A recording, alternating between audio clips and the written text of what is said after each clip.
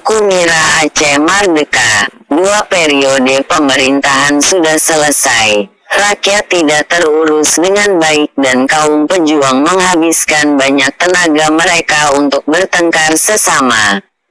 Mereka terpecah-pecah lalu menegaskan satu sama lain. Jika ada yang lebih baik dari itu, hanyalah beberapa dari elit mereka yang berhasil memperkaya diri. Inilah poin yang penting saya sebutkan Buku Mira Aceh Merdeka. Buku yang berisi nilai-nilai merah. Angka-angka rapor merah para kader elit yang terlibat pengelolaan Aceh sejak 2016.